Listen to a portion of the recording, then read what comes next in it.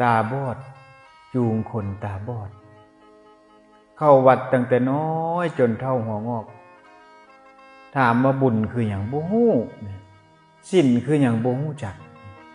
หลานถามเลยไม่ตู้เจ้าไปวัดไปซุมื้อไปเฮ็ดหยังเอาเข้าไปเพิ่นกินนี่หยังพระน่ะข้าก็บ่กุด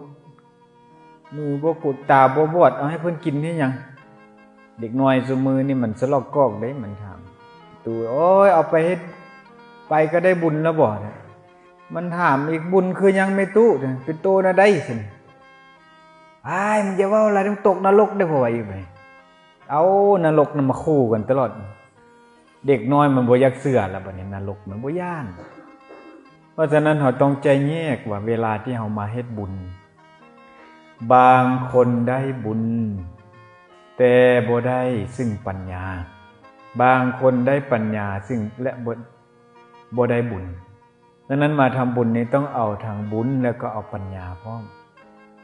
หรือเอาทางบุญแล้วก็กุศลพร้อมบุญนั้นแปลว่าฟังดีๆได้ต้นบุญโตบุญแท้ๆนะบุญนี้คือเป็นชื่อของความดีความดีใจความชื่นใจความเบิกบานใจนั้นเป็นบุญนั่งอยู่ในนี้เฮ็ดชื่นใจบ่นี่อีว่าหยังน่าเศร้าอยู่เศร้ามาจากหยังบัดนี้จักแลขะน้อยเพราะว่าก็บ่แม่นมาจากใจของเฮานั้นบ่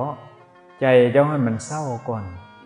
มันทึกสิ่งหลายสิ่งหลายอย่างมากระทบให้ใจเจ้ามันเศร้าเพราะฉะนั้นพระพุทธเจ้าเพิ่นว่าก่อนจากการทำบุญน่ะต้องดีใจก่อนดีใจคนดีใจนี่มาจากคนใจดีก่อนคันบ่ดีคันบ่ใจดีแล้วจะบ่ดีใจจักเทื่อคันดีใจแล้วเป็นบุญได้บัดนี้เป็นบุญอันนี้แล้วมันมีผลของมันจากการดีใจเนี่ย